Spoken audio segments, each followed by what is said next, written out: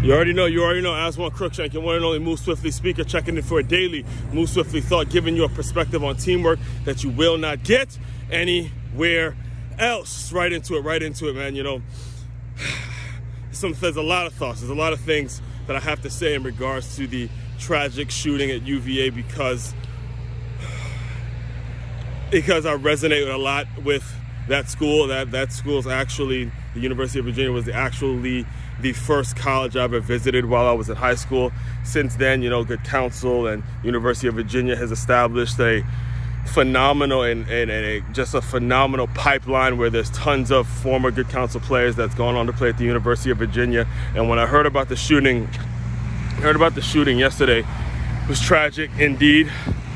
And so many thoughts came racing to my mind, but I have to just tell you this one thing, you know, as youth football coaches, I'm talking specifically to the youth football coaches on this one, all right? It's very, very important that you get this message, all right? The year was 2002, officially 20 years from today. It's a captain of a football team, captain of a team with the White Oak Warriors, all right? This was the first year that we had moved from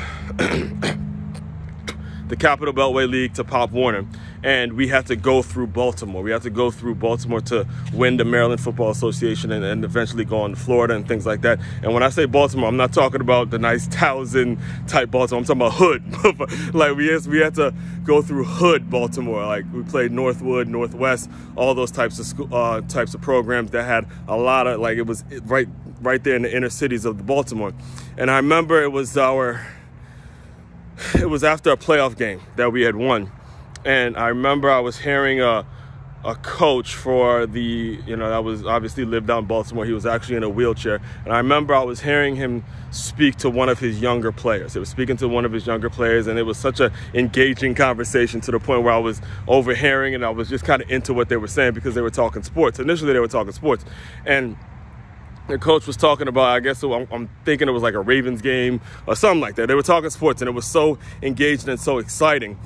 And then all of a sudden, the tone switched, all right?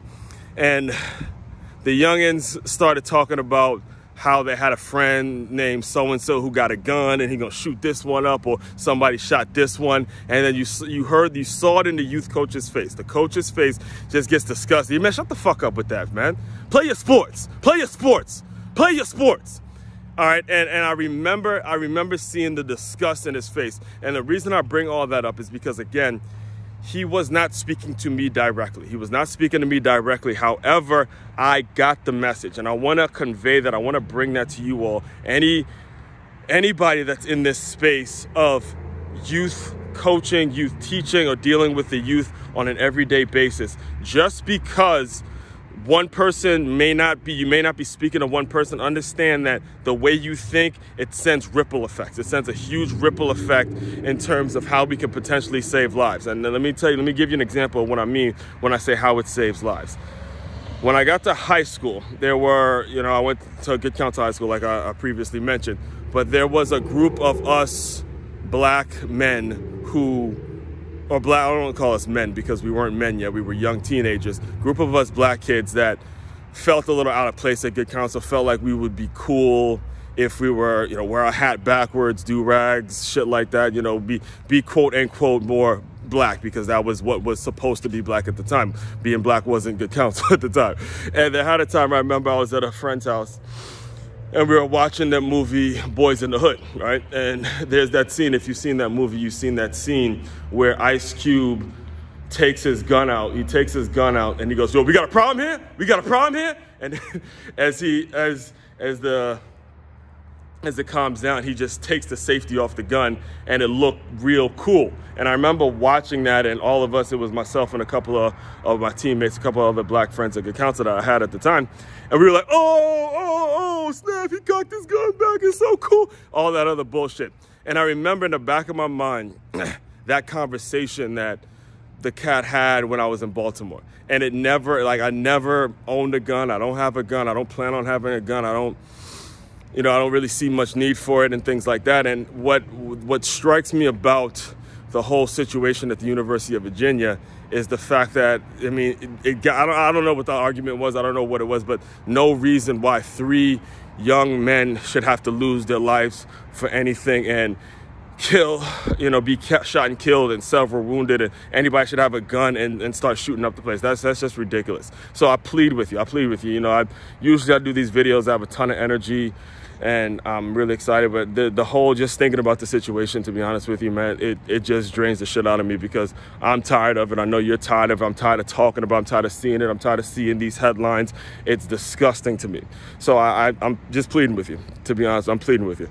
I ain't even here to judge anyone or to tell anyone they don't need to have a gun. I'm not here to tell you how to live your life at all. All right. I'm just giving it to you from my perspective. All right. Young man, 20 years ago, and I'm still remembering a conversation like it happened yesterday, like the coach was right there. I mean, the coach was right there telling this young man, stop talking about shooting up and guns and shit, play your sports, be productive, and then to turn around and you have young men who've made it, went through high school, got to college, and then end up getting shot on a college campus. I'm at a loss for words. It's disgusting, and I'm just praying that we as black, and I'm specifically talking to black men on this one. If you're not a black man and you're listening to this, you're welcome to continue to listen. But specifically, if you're a black man and you're listening to me talk right now, just know we on the same team, regardless of if you're from the hood, if you're from the suburbs, if you're from a rural area. It doesn't matter if you were raised by, it doesn't matter where you're from. We got to get our shit together. We got to come together as a coalition. It's like I had a guest on my show. His name is Jonas. We called him Pops, and he has a company, he has an organization named Elevated Expectations. And when times like this, you look at companies like that and you need, whether it's Elevated Expectations, Ballin' for Peace, just tons of people that I've had on my podcast that, go back and listen to those episodes. Go back and hear their heart. Go back and really understand the importance that we have when it comes to sending a ripple effect and just being productive, man. Being productive, putting out the right message and not getting into all this back and forth, not getting into the point where we're starting where the thought would even come in our head where we have to fucking kill each other. My condolences to the families that are going through it. One of the victims actually is kid out here from Miami and stuff like that. So again, you send your kid off to a place like Charlottesville, Virginia, to leave Miami, to leave all the violence, and this ultimately ends up happening. So my heart goes out to the families, to all the victims that are living through a very tough time. And I ain't gonna do no promos of the show. If it's my condolences. All right. Aswand Cruickshank, your one and only Move Swiftly speaker. You guys continue to move swiftly. We will talk more soon.